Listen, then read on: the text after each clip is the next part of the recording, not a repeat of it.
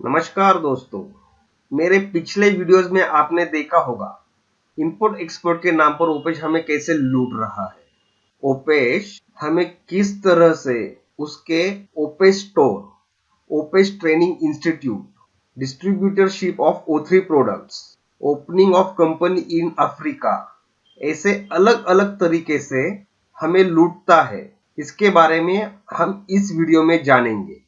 दोस्तों, इसके तरीके अलग अलग है लेकिन उसका काम एक ही है, लोगों को लूटना।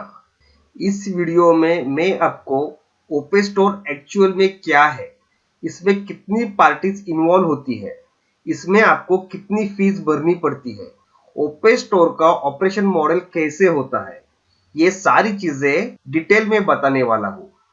तो चलिए दोस्तों, देखते हैं ओपे स्टोर एक्चुअल में क्या है। ओपेश किस तरह से लोगों को फंसा रहा है, चूना लगा रहा है, लूट रहा है। तो जानते हैं scam 2021, the ओपेश Singh story.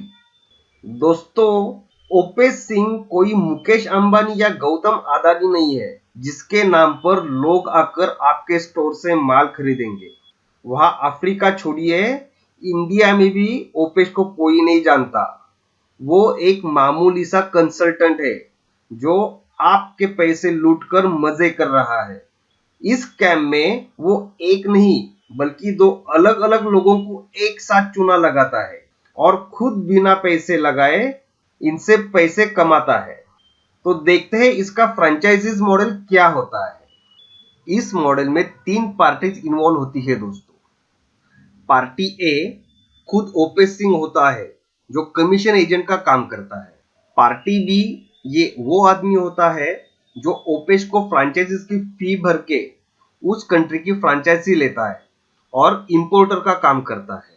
Party सी, ये वो आदमी होता है जो ओपेश को कंसल्टेंसी फी भर के कंटेनर सप्लाई करता है और एक्सपोर्टर का काम करता है। अब हम डिटेल में जानते हैं दोस्तों कि इन पार्टीज का क्या क्या रोल होता है और उनका एक्सपेंसेस क्या क्या होता है।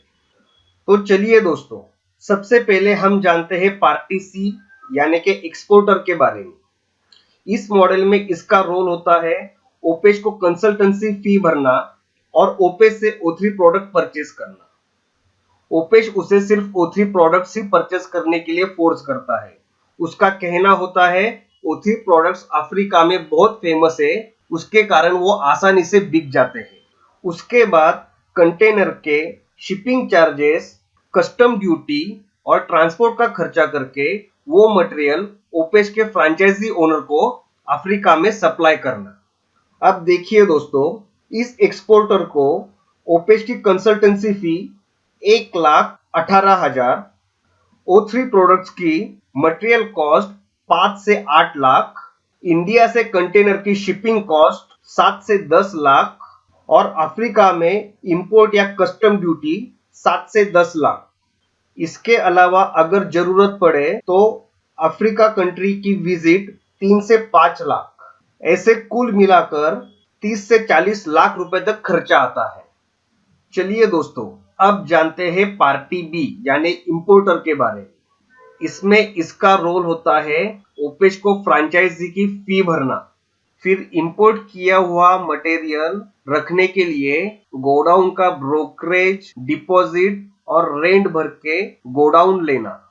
इसके अलावा इसे ये पूरा मटेरियल बेचने की जिम्मेदारी भी उठानी पड़ती है, क्योंकि ओपेश के फ्रेंचाइजीज मॉडल में मटेरियल बेचने की जिम्मेदारी ओपेश की नहीं बल्कि फ्रेंचाइजी ओनर को ही लेनी पड़ती है। इसलिए उसे वो मटेरियल बेचने के लिए और भी रिसोर्सेस के खर्चे उठाने पड़ते हैं, जैसे स्टाफ को सैलरी देना, स्टेशनरी का खर्चा, वहां का फर्नीचर, इलेक्ट्रिसिटी, ये सारे खर्चे इंपोर्टर को ही करने पड़ते हैं। इसके अलावा उसका खुद का पर्सनल एक्सपेंस जैसे अफ्रीका आना जाना और वहां पे रहने का खर्चा भी खुद को ही उठाना पड़ता है। ये बात जानकर आपको हैरानी होगी दोस्तों, ओपेश फ्रेंचाइजी मॉडल के एग्रीमेंट में या कोई और कॉन्ट्रैक्ट में मेंशन ना होते हुए भी ओपेश और मेघा दोनों के अफ्रीका आने जाने, रहने, खाने पीने ट्रांसपोर्ट का सारा खर्चा इंपोर्टर को ही करना पड़ता है। और इतने से भी इनकी भूख कम नहीं होती है दोस्तों, वो उस इंपोर्टर को अफ्रीका एक्सप्लोर करने के नाम पे और बिजनेस में हेल्प करने के नाम पे अलग अलग रेस्टोरेंट्स, ट्रिप्स उनके साथ लेकर जाते हैं और वो भी खर्चा वो इंपोर्टर से ही करवाते हैं। और इस तरह से इस इंपोर्टर को ओपेस की फ्रेंचाइजी फी 5,90,000 रुपए, इंपोर्ट किया हुआ मटेरियल रखने के लिए गोडाउन का डिपॉजिट 1.5 लाख रुपए, गोडाउन का ब्रोकरेज 30 से 40,000 रुपए, गोडाउन का मंथली रेंट 30 से 40,000 रुपए, इसके अलावा मटेरियल बेचने के लिए जो खर्चा होता है जैसे एम्प्लॉयर की सैलरी लगभग 50,000 रुपए, मंथली मेंटेनेंस जैसे इलेक्ट्रिसिटी, क्लीनिंग एक्सेट्रा 10,000 रुपए, स्टेशनरी 5 से 7,000 रुपए, furniture, chairs, board, hoardings etcetera 10,000 रुपए, कंट्री विजिट एक्सपेंस 3 से 5 लाख रुपए, खुद का वहां पे रहना, खाना पीना उसका खर्चा 2 से 3 लाख रुपए, और इसके अलावा ओपेश और मेगा का अफ्रीका में सारा खर्चा 7 लाख रुपए। ऐसे कुल मिला के 20 से 25 लाख रुपए तक खर्चा आता है। चलिए दोस्तों, अब हम जानते हैं पार्टी ए यानी कमीशन एजेंट खुद ओपेश सिंह के बारे में। इसमें इसका रोल होता है पार्टी बी यानी इंपोर्टर को पार्टी सी यानी एक्सपोर्टर से मिलवाना, फिर पार्टी सी यानी एक्सपोर्टर को कंसल्टेंसी फीस चार्ज करके हाई रेट में O3 प्रोडक्ट्स बेचना, उसके बाद पार्टी बी यानी इंपोर्टर को फ्रेंचाइजी फी चार्ज करना, फिर पार्टी बी यानी इंपोर्टर से ओपेश फ्रेंचाइजी स्टोर का वन साइडेड एग्रीमेंट साइन करवाना, उसके बाद पार्टी बी और पार्टी सी की टीम पर्सनल काम के लिए यूज करना। बिजनेस एक्सप्लोर करने के नाम पे पार्टी बी और पार्टी सी के पैसे से नए नए होटल्स, बीचेस, रेस्टोरेंट्स घूमना और फोटोशूट्स करना जो सोशल मीडिया पे डाल सके, और 1 रुपया भी खर्चा ना करते हुए ओपेश स्टोर का नाम बोर्ड पे रखना, और अंत में दोनों बकरों को हलाल करना।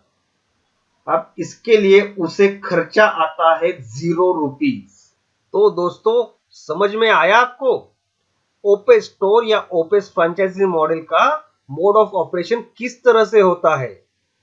बेचारी पार्टी सी यानी कि एक्सपोर्टर ओपेश को कंसल्टेंसी फीस भर के ऊंचे दाम में ओपेश से ही O3 प्रोडक्ट्स खरीद के खुद के पैसे से ओपेश का सारा माल अफ्रीका में पार्टी बी यानी इंपोर्टर को भेजना।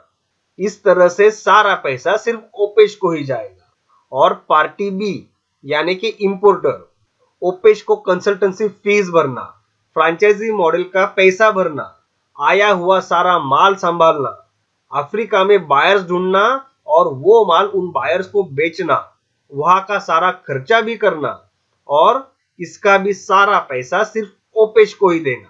ध्यान से सोचिए दोस्तों और जाग जाइए। इस पूरे मॉडल में किसी भी तरह से कुछ भी करके हर एक रास्ते से पैसा सिर्फ और सिर्फ ओपेश को ही मिलता है। जरा सोचिए दोस्तों, ध्यान से देखिए और जाग जाइए, समझ जाइए। हमारा सारा पैसा सिर्फ और सिर्फ ओपेश को ही मिलने वाला है इस मॉडल में। चलिए दोस्तों, अब जानते हैं प्रॉफिट के बारे में। जैसे कि मैंने एक्सप्लेन किया, दरअसल इस पूरे मॉडल में ओपेश के अलावा किसी को भी प्रॉफिट तो बिल्कुल होने वाला नहीं है, क्योंकि O3 प्रोडक्ट्स ये कोई ब्रांड नहीं है जो आसानी से बिक जाए।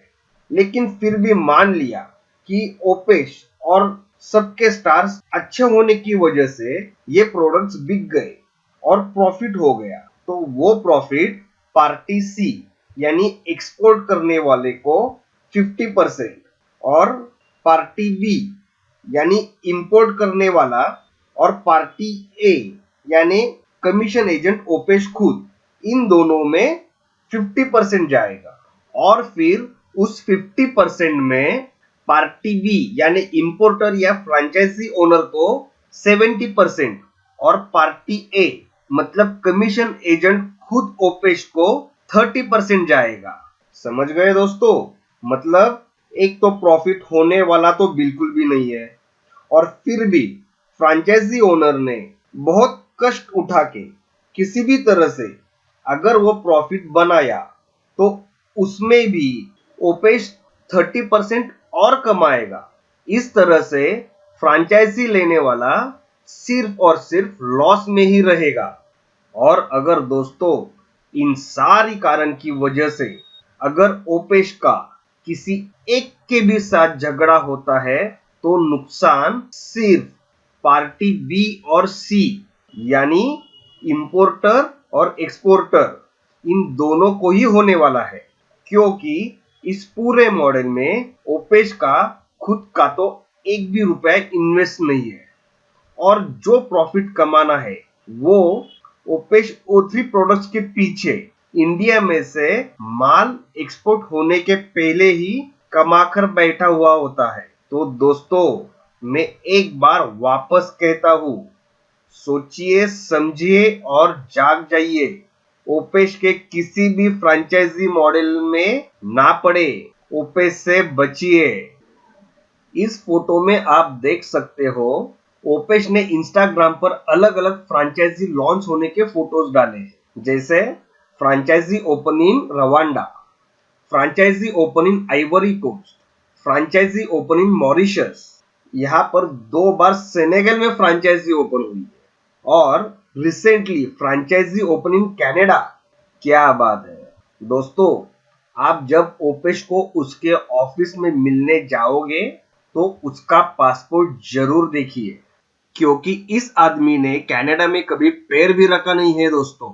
ये सब चीजें ओपेश सिर्फ सोशल मीडिया पे यंगस्टर्स और लोगों को गुमराह करने के लिए, उनको फंसाने के लिए कर रहा है दोस्तों। जरा सा सोचिए, अब तक ओपेश ने फ्रेंचाइजी का नाम लिखा हुआ दुकान का एक भी फोटो क्यों नहीं डाला है? इसकी फ्रेंचाइजी ओपनिंग की फोटोग्राफ्स रियलिटी में अब तक क्यों नहीं दिखी? क्योंकि ये सिर्फ गुमराह करने की साजिश है दोस्तों। ओपेश ने अब तक सिर्फ उसके बेनिन फ्रेंचाइजी के एक्चुअल में लॉन्च होने की फोटोग्राफ सोशल मीडिया पे डाली है दोस्तों। इसलिए मैं आपको सजेस्ट करूंगा, फ्रेंचाइजी ओनर भानु किरण या मैनेजर रवि, इन्हें सोशल मीडिया पर ढूंढिए और उनसे पूछिए जो फ्रेंचाइजी इन्होंने इतनी धूमधाम से ग्रैंड ओपनिंग की थी वो सिर्फ और सिर्फ 15 दिन में बंद क्यों करनी पड़ी। सारी असलियत अपने आप आपके सामने आ जाएगी दोस्तों। अगर ये सारा खर्चा आप आपके खुद के बिजनेस में इन्वेस्ट करोगे तो इससे अच्छे पैसे कमा सकते हो दोस्तों, ना कि इस बंटी को देखकर अपना करियर बर्बाद करोगे। और फिर आप ही डिसाइड कीजिए, आपको ओपेश स्टोर की फ्रेंचाइजी लेनी चाहिए या नहीं। बताने के लिए तो बहुत कुछ है, लेकिन वीडियो की लेंथ की वजह से मैं ये सारे डिटेल में बता नहीं रहा हूँ। आप अगर ओपेश के पहले कस्टमर्स ढूंढोगे तो आपको पता चलेगा। धन्यवाद।